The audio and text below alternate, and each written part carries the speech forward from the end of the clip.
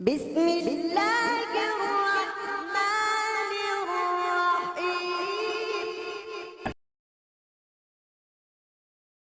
کہ اتنی سی جگہ کے اندر لاکھوں سال اس بندے کو ہم ڈالنے کے لیے پتہ نہیں کتنے سالوں بعد اللہ نے اٹھانا ہے، جتنے بھی قیامت کے دن باقی ہیں تب تک اس نے اتنی سی جگہ میں رہنا ہے۔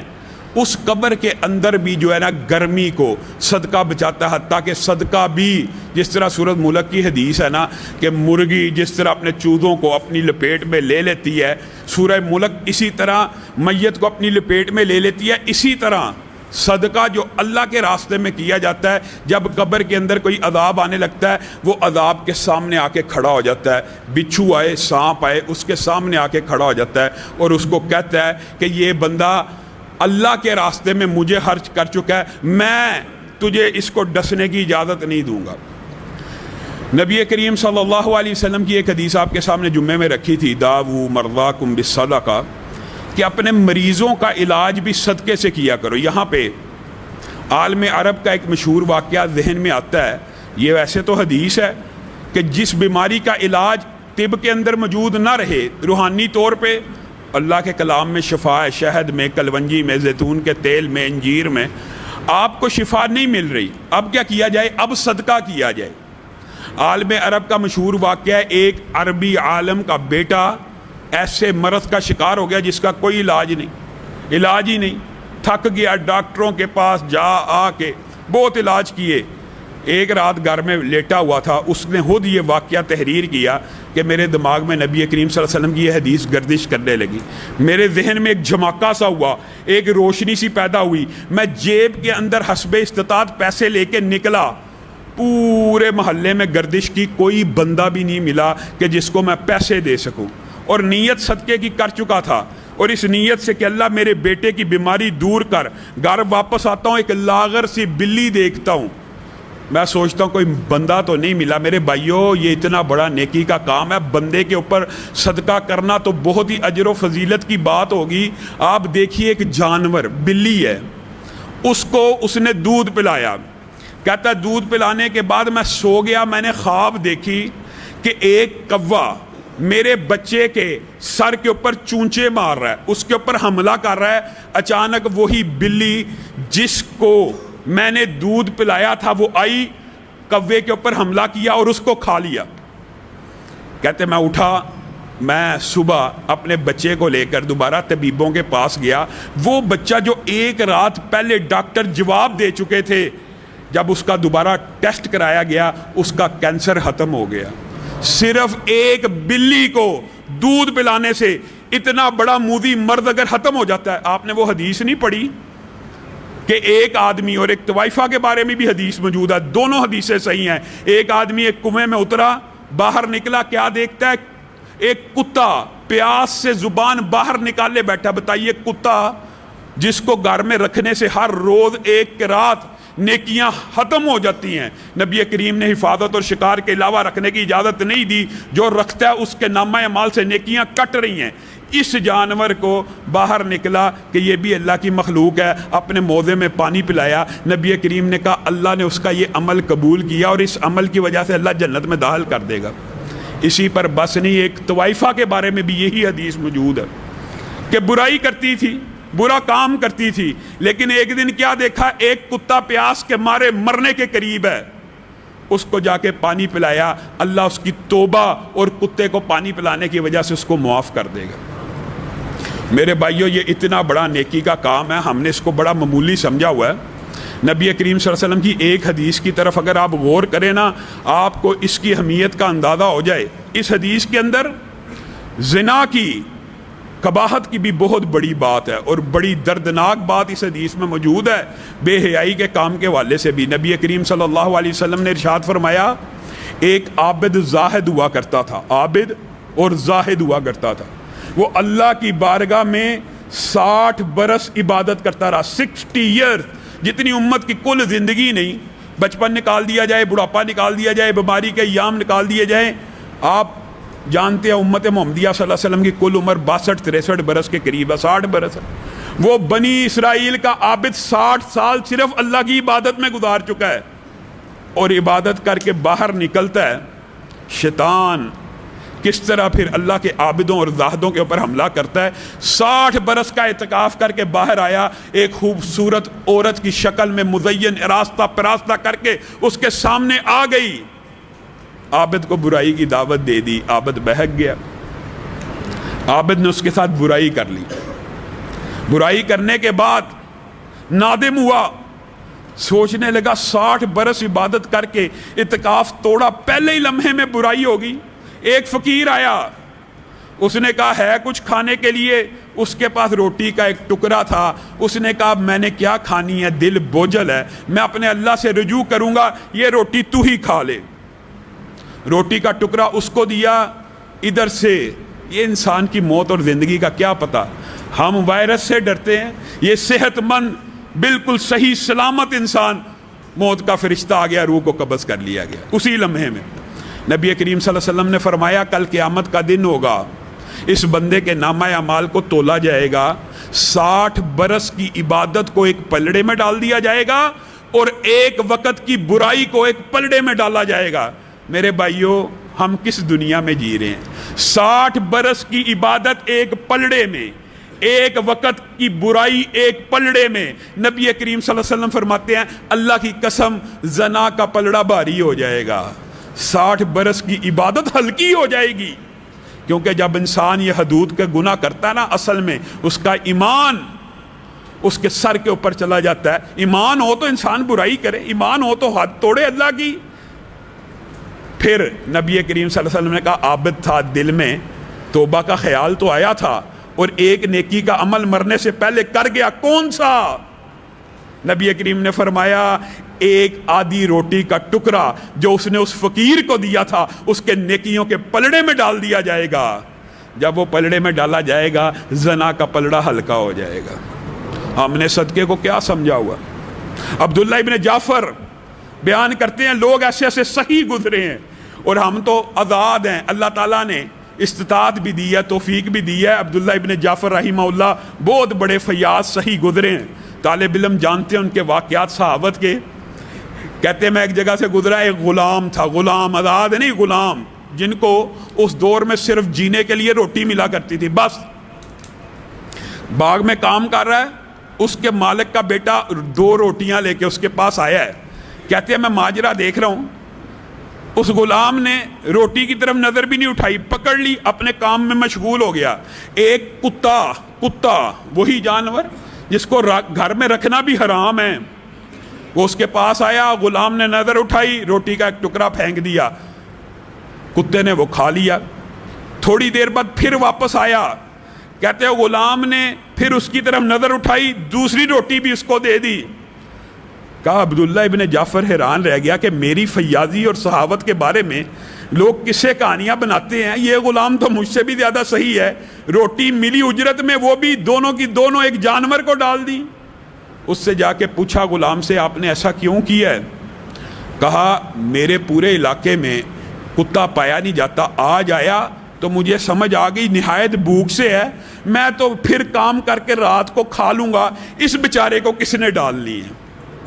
عبداللہ ابن جعفر کہتے ہیں اس کا یہ جملہ میرے دل میں ایسا پوست ہوا، میں نے اسے بے شمار مہنگی قیمت میں خرید کے اس عمل کی وجہ سے آزاد کر دیا۔ جو بندہ صدقہ کرتا ہے نا، اللہ دنیا کے اندر بھی اس کو بدلہ دیتا ہے، آخرت میں بھی۔ یہ غلام حاتم طائی کا واقعہ مشہور، یہ ایسے صحیح عربی گزرے ہیں۔ حاتم طائی کہتا ہے میں نے اس سے پوچھا گیا کہ کیا تو نے اپنے سے زیادہ صحیح کوئی دیکھا؟ کہا ہاں ایک بچہ دیکھا، عرب کا بدو دیہاتی بچہ تھا۔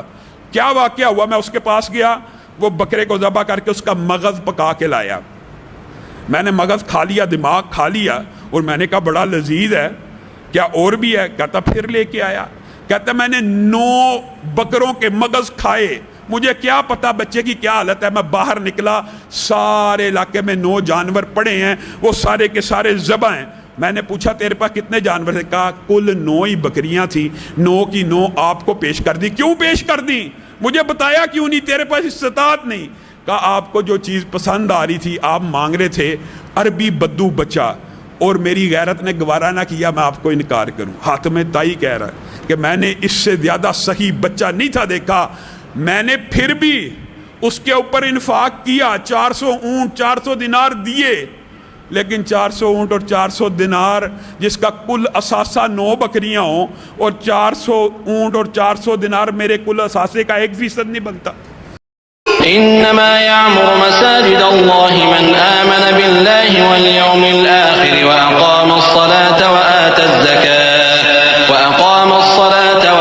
الزكاة ولم يخش إلا الله فعسى أولئك أن يكونوا من المهتدين. ایک اہم چیز جو اس سلسلے میں سب سے زیادہ ضروری ہے اور آج کے دور میں مسجدوں کی تعمیر میں اپنا وقت، پیسہ، طاقت، قوت لگانا. کیوں لگانا؟ چلیے پہلے کا دور ہم چھوڑ دیں. ابھی 2 سال میں جو ہم نے دور دیکھا، کیسا دور دیکھا؟ ہم میں سے کئی لوگوں نے یہ جان لیا کہ زندگی کی کوئی حقیقت نہیں. پہلے لاک ڈاؤن میں بزرگوں کا انتقال، دوسرے لاک ڈاؤن میں نوجوانوں کا انتقال. اچانک چٹپٹ ہو رہے ہیں، اچانک انتقال ہو رہا ہے. سوئے ہیں انتقال، ایک دن کھانسی آئی انتقال، ایک دن سردی ہوئی انتقال. اس سارے دور نے ہمیں یہ بات سکھا دی کہ زندگی کی کوئی اہمیت نہیں ہے. اصل زندگی وہ ہے جو مرنے کے بعد شروع ہونے والی. کتنی تیاری ہے ہمارے پاس؟ کتنے تیار ہیں ہم؟ حضرت ابو ہریرہ رضی اللہ تعالیٰ عنہ جنہوں نے سب سے زیادہ حدیثوں کو روایت کی، انتقال کے وقت رو رہے ہیں. سوال کیا آپ رو کیوں رہے ہیں؟ کہا رو اس لیے رہا ہوں کہ سفر بہت لمبا ہے اور سامان بہت تھوڑا سا. لمبے سفر میں جانا ہے اور سامان ذرا سے لے کر آیا. چلیے پہلے ہم لوگ موت کا زیادہ ذکر نہیں کرتے تھے، موت کو یاد نہیں کرتے تھے. اللہ تعالیٰ نے ان 2 سالوں میں تو پوری قیامت دنیا میں دکھا دی. اچانک کا انتقال ہونا، بیماری میں کسی کا ساتھ نہ دینا، رشتہ داروں کا فون نہ اٹھانا، تعلقات والوں کا دور بھاگ جانا. قیامت کا جو منظر اللہ نے قرآن میں بتایا پریکٹیکلی ہم نے دیکھا. آپ فون لگا رہے تو فون نہیں اٹھا رہا، مدد مانگ رہے کوئی مدد نہیں کر رہا ہے، آپ بات کرنا چاہتے گیٹ بند کر کے لوگ آپ سے بات کر رہے ہیں. اللہ تعالیٰ نے کہا قیامت کے دن کوئی کسی کے کام نہیں آئے گا. وہ قیامت کا ایک منظر اللہ نے دنیا میں دکھا دیا. اس کے بعد موت کی کتنی تیاری ہے؟ کتنے تیار ہیں موت کے لیے اور موت کی بعد کی زندگی کے لیے؟ مسجد ایک ایسا عمل ہے کہ اگر آپ نے مسجد کی تعمیر کر دی گویا کہ مرنے کے بعد کا انتظام کر لیا. کیسے کر لیا؟ مسجد کی تعمیر ہو رہی ہے، آپ کے پاس پیسہ ہے، پیسہ لگا دو. سامان ہے، سامان لگا دو. وقت ہے، وقت لگا دو. صلاحیت ہے، آپ انجینئر ہیں، اپنی صلاحیت لگا دو. آپ جیسے ہی مسجد میں سفر کرو گے، جب تک یہ مسجد میں نماز پڑھی جائے گی آپ کو انشاءاللہ اس کا ثواب ملتا رہے گا. تصور صرف سوچ کر دیکھیے، نماز کون سا عمل کہ نماز کا ثواب اللہ تعالیٰ نے فکس نہیں بتایا کہ میں کتنا ثواب دوں گا. اور ہم یہ بھی جانتے ہیں کہ اللہ کے نبی صلی اللہ علیہ وسلم کو جب معراج پر بلایا گیا، نماز 50 وقت کی دی گئی. آپ نے جا کر اللہ سے بات کی، اللہ نے 50 کو 5 کیا، اور ساتھ میں اللہ نے کیا کہا تھا؟ انہ لا یبدل القول لدی، میرے پاس فیصلے بدلے نہیں جاتے ہیں. آپ کی نماز تو کم ہو گئی ہے پر کوئی 5 وقت کی بھی پڑھے گا میں اسے 50 کا ثواب دوں گا. اب اگر آپ نے مسجد کی تعمیر کر دی اور ایک وقت میں کسی نے اس جگہ پر نماز پڑھ لی، سوچیے آپ کو کتنی نمازوں کا ثواب ملے. آپ قبر میں ہیں، قبر میں داخل کر دیے گئے ہیں، کسی وجہ سے اللہ ناراض ہے، کسی وجہ سے اللہ نہ کرے عذاب چل رہا ہے. ظہر کی نماز اور اچانک کے اعلان کیا جائے اس کے عذاب میں تخفیف کر دو. کہا کیوں؟ کہا جتنے لوگوں نے اس مسجد میں نماز پڑھی جس میں یہ تعمیر کر کے آیا. چاہیے نا ہم سب محتاج رہیں گے نا، ہم سب ضرورت میں رہیں گے نا. موت وہ حقیقت ہے جس کو اللہ تعالیٰ قرآن میں بار بار بتاتا ہے کہ کل نفس ذائقۃ الموت، ہر نفس کو موت کا مزہ چکھنا ہے. دوسری جگہ کہا اینما تکونوا یدرککم الموت ولو کنتم فی بروج مشیدہ، تم چاہے اپنے آپ کو مضبوط قلعوں میں قید کر لو موت آ جائے گی. تیسری جگہ کہا فاذا جاء اجلهم لا یستأخرون ساعۃ ولا یستقدمون، جب موت کا وقت آ جاتا ہے ایک لمحہ آگے پیچھے نہیں جاتا، مقرر ہے وقت، آنی ہے موت. اپنی موت کو آپ ٹال نہیں سکتے، پر ہم جب ایک چیز فکس ہے کہ میں موت کو ٹال نہیں سکتا تو اب مجھے تیاری موت کو روکنے کی کرنا چاہیے، موت کے بعد کی زندگی کرنا چاہیے. یقیناً موت کے بعد کی زندگی کتنی ہے ہمارے پاس تیار؟ ابھی اس وقت اسی حال میں اسی جمعہ کے بعد اگر میرا یا آپ کا انتقال ہو جائے کیا ہم ریڈی ہیں؟ اللہ کو جواب، حساب، سوال جواب، قبر کے سوال، مسئلے مسائل. میں تو کہتا ہوں، میں اکثر اپنی تقریروں میں بات کہتا ہوں کہ اگر آپ کو ابھی موت یاد نہیں آتی نا، بارش کے سیزن میں مغرب کے بعد قبرستان جایا کرو، انشاءاللہ آپ کو سب یاد آ جائے گا. بارش کا جو سیزن چل رہا ہے نا اس میں کبھی شام کے ٹائم قبرستان جا کر دیکھنا، قبریں دھس جاتی ہے، پیر دھستے ہیں، پانی بھر جاتا ہے.